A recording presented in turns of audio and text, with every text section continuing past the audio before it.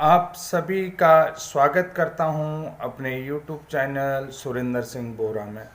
साथियों, अगर आप उत्तराखंड से हैं तो मेरे इस वीडियो को थोड़ा ध्यान से सुनिएगा। अगर आप बीएड प्रशिक्षित हैं, अगर आपकी उम्र 42 साल से ऊपर चले गई है, इसके अलावा अगर आप जो हैं कि बीएड प्रशिक्षित हैं, उसके बाद भी वर्षवार आपका मेरिट लिस्ट में नाम नहीं आ रहा है और आप जो है कि प्राथमिक स्कूलों में सरकारी अध्यापक नहीं बन पा रहे हैं, माध्यमिक स्कूलों में अध्यापक नहीं बन पा रहे हैं, तो मेरे इस वीडियो को थोड़ा सा ध्यान से ज़रूर सुनिएगा। सबसे पहली बात मैं आपको बता देता हूँ कि जो प्राथमिक शिक्षक भर्ती को लेकर के डीएलएड को वरीयता दी जा रही है और बीएड को डीएलएड न उपलब्ध होने के बाद जो है कि कंसीडर किया जाएगा, शिक्षक सेवा नियमावली में ये कॉलम आप बार बार पढ़ते हैं, जिसके कारण से आपका अभ्यर्थन बहुत कम शामिल किया जाता है प्राथमिक शिक्षक के रूप में, क्योंकि इससे पहले जो प्राथमिकता दी जाती है वो डिप्लोमाधारियों को दी जाती है, डिग्रीधारियों को नहीं दी जाती है। इसके अलावा बहुत सारे लोग जो हैं कि जो 42 साल से ऊपर चले गए हैं, तो उन सभी लोगों को भी यहाँ पर ध्यान देने की ज़रूरत है कि आप अपने पड़ोसी राज्य हिमाचल की शिक्षक सेवा नियमावली को एक बार ज़रूर ध्यान से पढ़ें, उस शिक्षक सेवा नियमावली को देख लें। इसके अलावा केंद्रीय विद्यालय अध्यापक सेवा नियमावली को भी ध्यान से पढ़ें कि मेरी जो है कि अरविंद राणा जी से इस विषय में बात हुई और उन्होंने कहा कि ज़रूरत पड़ेगी तो हम इस चीज़ को लेकर के माननीय सुप्रीम कोर्ट में जाएंगे।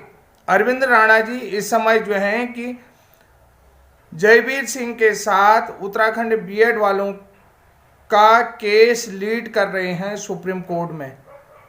अरविंद राणा जी से मेरी बात हुई तो मैंने अरविंद राणा जी को इस विषय में अवगत कराया।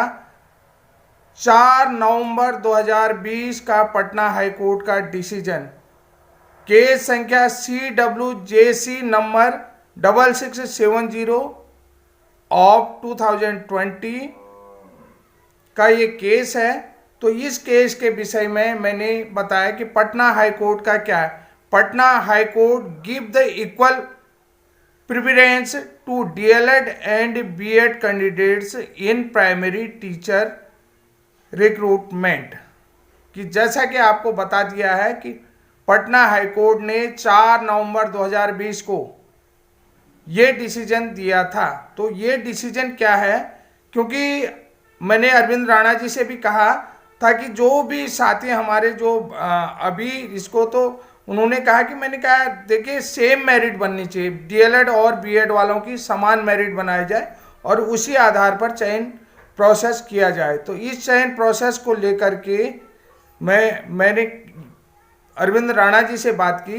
तो ये जो क्या चीज़ है, ये जो 4 नवंबर 2020 का पटना हाईकोर्ट का डिसीजन है, तो उस डिसीजन को मैं बताता हूँ कि पटना हाई कोर्ट ने राज्य में प्राइमरी स्कूलों में जो बड़े पैमाने में शिक्षक बहाली का जो रिक्रूटमेंट आया था, बहाली मामले में एक महत्वपूर्ण फैसला दिया था 4 नवंबर 2020 को, जिसमें एकल पीठ ने राज्य सरकार को डीएलएड और बीएड डिग्रीधारों को एक समान मानते हुए एक ही मेरिट लिस्ट बनाने को कहा था। आदेश दिया कि इसी मेरिट लिस्ट के आधार पर शिक्षकों की नियुक्ति राज्य में की जाएगी।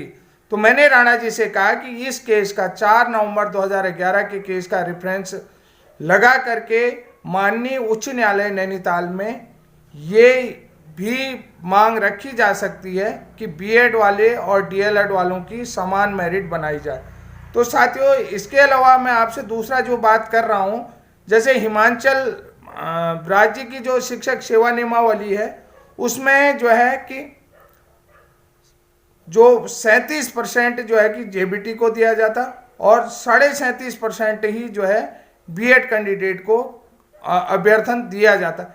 इसके अलावा बाकी जो भी है वो कमीशन के माध्यम से। अगर किसी कैंडिडेट को लगता है कि मैं योग्य था और मुझे जो है कि इसमें जो है कि शामिल नहीं किया गया या मेरी नौकरी नहीं ली क्योंकि बैच वाइज जो है कि भर्ती कर रहे हैं, तो जेबीटी का भी 37.5% रखा है, बीएड का भी 37.5 बैच वाइज रखा है।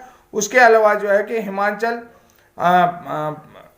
स्टाफ सिलेक्शन बोर्ड की तरफ से बाकी लोगों को जो है कि कमीशन के माध्यम से भी चयन किया जाता है।